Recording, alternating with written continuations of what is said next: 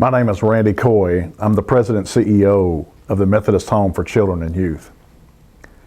About 2 years ago, the Board of Trustees for the Methodist Home began a conversation that started with a need to replace the aging facilities at our Versailles campus. Some of these buildings are at least 50 years old, and quite frankly, the nature of how we help kids has changed dramatically. The buildings simply don't fit our current program needs. It seemed a simple task at first: figure out how many buildings you need, calculate the cost, raise some money, and build some buildings. However, as we began to ask ourselves the question about how much space we would need for the future, it forced us to ask other questions. What should child care look like in the next decade and the decade after that? As is often the case, the search for answers to our questions caused us to ask more questions. It was clear that we were going to need some sound principles to help guide us into the future. Those principles can best be understood in three major categories. Number one, we must invest in programs that will remain viable and relevant for the future. We must be good stewards of all the resources that have been entrusted to us. And we must offer programs that can impact the greatest number of youth and their families. These principles, along with good research, have brought us to the following beliefs as we contemplate the future of child care in Kentucky. There will always be a need to serve some youth in our residential setting. We wish it weren't so, but there will always be a need to remove some children from their home in order to ensure their safety and well-being.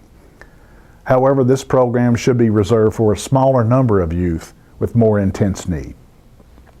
Because residential care will be smaller in the future, we don't need a 225-acre farm to meet the need of these youth. When the home came to Versailles in 1931, the campus was a working farm.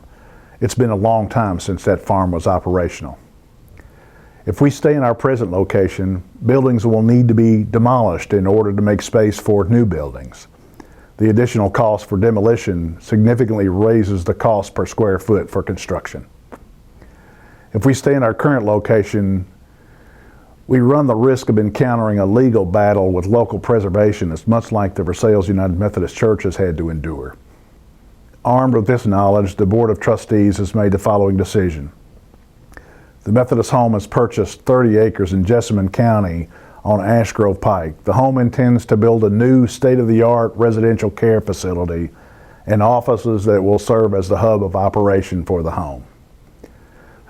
This location will give us access to a public education system that is honored for its excellence in alternative classroom education. The alternative classroom is where most of our youth are taught.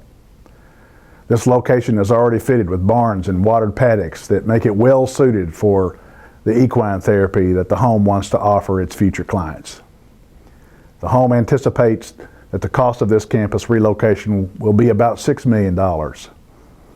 We intend to raise the bulk of this money from community partners who have a heart for broken children. Most of these friends are from outside our Methodist family. We believe that the fundraising and construction could be a 2 to 5 year process. After the completion of the building and relocation of the campus, the Board of Trustees intends to sell the current Versailles property.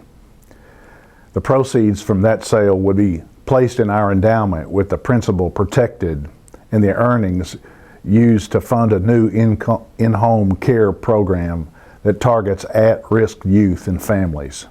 We believe it's time to focus on prevention and family preservation rather than waiting until youth are traumatized with issues that will take years to repair. The Board of Trustees at the Methodist Home realizes that what we are suggesting is a significant change for the church to digest. However, we invite you to join us in examining our historical roots and remember a time when the home didn't exist in this location. The home started in 1871 in downtown Louisville and 60 years later relocated to its current location in order to meet the need of a changing society. We believe that we're standing on the shoulders of those courageous pioneers who dared to do something to help those who couldn't help themselves. We are grateful for their commitment and their sacrifice. It is our intention to follow and honor their example. We hope you'll join us for the journey.